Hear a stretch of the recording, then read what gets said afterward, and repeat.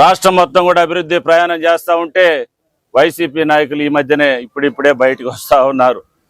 మరి ఎందుకు వస్తున్నారో అర్థం కావట్లేదు.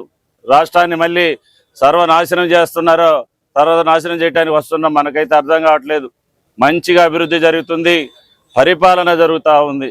నిన్న చూసాం మనం పోలీస్ స్టేషన్ల మీద కూడా దౌర్జన్యంగా మరి వైసీపీ కార్యకర్తలు పోతున్నటువంటి పరిస్థితి.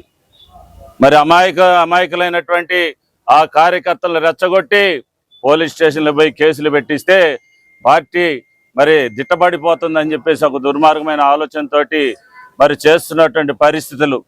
ఈ రోజు కూడా ఎవరిని కూడా బలవంతంగా కేసులు పెట్టించాలని కానీ ఎవరి మీద కూడా అన్యాయంగా కేసులు పెట్టించడం ఆలోచన మాకు కానీ మా నాయకులు కూడా ఎవరికి లేదు. దానిని పూర్తిగా ఖండిస్తూ ఉన్నాం. నేను ఒకటే చెప్పదలుచుకున్నా, ఇక్కడ ఉన్నటువంటి ఎమ్మెల్యే నిన్న పోలీస్ స్టేషన్కి వెళ్ళారు. ఎందుకు వెళ్ళారు? ఎక్కడో తెలంగాణ రాష్ట్రంలో ఏబిఎన్ ఆంధ్రజ్యోతి కార్యాలయం ఉంటే నీకేం పని? నీకేం పని? నువ్వు వెళ్ళావు, ఆడేదో నిన్ను తోపించుకున్నావో తన్నించుకున్నావో లేకపోతే లాగించుకున్నావో మాకు అనవసరం. జరిగింది సోషల్ మీడియాలో వచ్చింది. సోషల్ మీడియాలో ఉన్నటువంటి ప్రతి ఒక ఎర్రగొండపాలెమే కాదు, రాష్ట్రం మొత్తం కూడా దాన్ని ట్రోల్ చేశారు.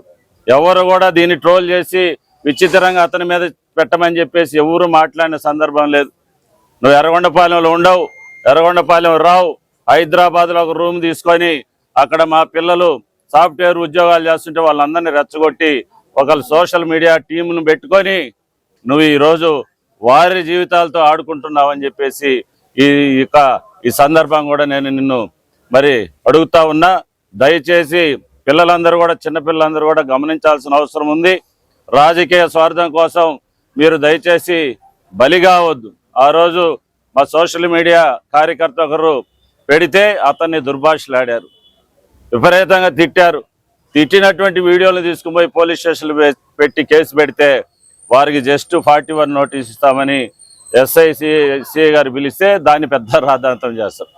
ఎందుకంటే 2019లో నీ పార్టీ గెలిచిందంటేనే సోషల్ మీడియా బలంతో తప్ప ప్రజల బలం కాదు.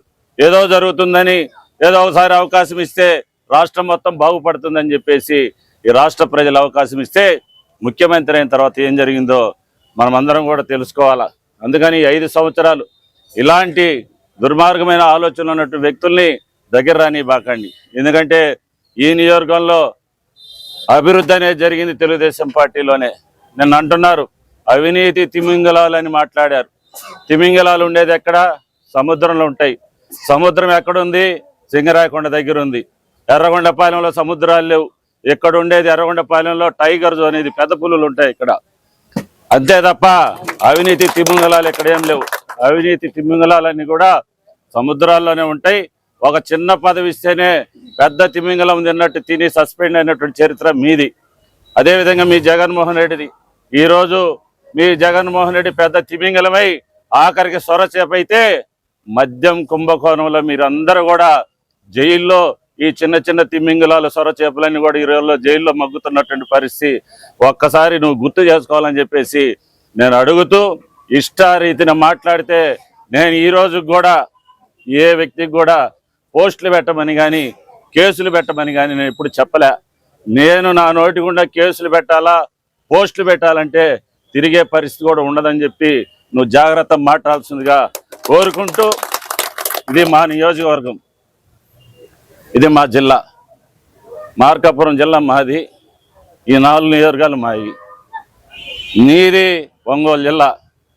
ఇక్కడ ఉన్నటువంటి వైసీపీ సోషల్ మీడియా కానీ ఇక్కడ ఉన్నటువంటి తెలుగుదేశం పార్టీ సోషల్ మీడియా కానీ ఇటు వైసీపీ పార్టీలు కానీ తెలుగుదేశం వాళ్ళు అందరూ మా జిల్లా వాళ్ళం. మేము ఎప్పుడు కూడా ఎర్రగొండపాలెంలో నీలాగా పుల్లలు పెట్టి తగాదాలు పెట్టి గ్రూపులుగా విడగొట్టి పిల్లలందరినీ చదువుకున్న పిల్లల్ని ఎప్పుడు కూడా నాశనం చేసే తత్వం ఇప్పటి వరకు ఎర్రగొండపాలెం లేదు. నువ్వు వచ్చిన తర్వాత తయారైంది. దయచేసి నువ్వు అనుకుంటున్నావేమో పిల్లలందరినీ రెచ్చగొట్టి పోలీస్ స్టేషన్లో కేసులు పెట్టిస్తే వాళ్ళు పార్టీనే కనిపెట్టుకొని ఉంటారేమో నువ్వు అనుకుంటున్నావు. ఎప్పుడు కూడా ఇక్కడ అటువంటి రాజకీయం చెల్లదు. నీది ఏదైనా రాజకీయం ఉంటే సింగరాయకొండ ఏరియాలో అయితే కానీ ఎన్ని కరెక్ట్ సూటబుల్ అయితే దయచేసి మీరు ఒకసారి గుర్తుపెట్టుకొని ఈ ప్రాంతంలో పిల్లల మధ్య తగాదాలు పెట్టాలా, ఈ తగాదాలతోటి నువ్వు రోడ్డు మీదకి వస్తే జగన్మోహన్ రెడ్డి నిన్ను చూస్తాడని అనుకోవటం అది నీ అవివేకం. ఎందుకంటే ఎప్పుడు కూడా నువ్వు చేసే పోరాటాల్లో కానీ నువ్వు చేసే విమర్శల్లో నిజం ఉందని చెప్పేసి హైకమాండ్ అంతా కూడా చూస్తూ ఉంటారు. నువ్వేదో హైదరాబాద్లో కూర్చొని అక్కడ ఒక సోషల్ మీడియా రూమ్ పెట్టుకొని ఆ రూమ్ ద్వారా ఇక్కడ నీ పార్టీ కార్యకలాపాలు జరగాలంటే అది జరిగే పని కాదు. అది నీ అవివేకం అని చెప్పి తెలియజేసుకుంటూ, అన్నా క్యాంటీన్లు నీ ప్రభుత్వంలో నువ్వేదో అవినీతి తిమ్మింగలాలని మాట్లాడుతున్నావు. నీ ప్రభుత్వంలో చేసింది అన్నా క్యాంటీన్లు మేము పేదవాళ్ళకి అన్నం పెడుతుంటే నీ జగన్మోహన్ రెడ్డి మీరందరూ వచ్చి అన్నా క్యాంటీన్లు మూతేశారు.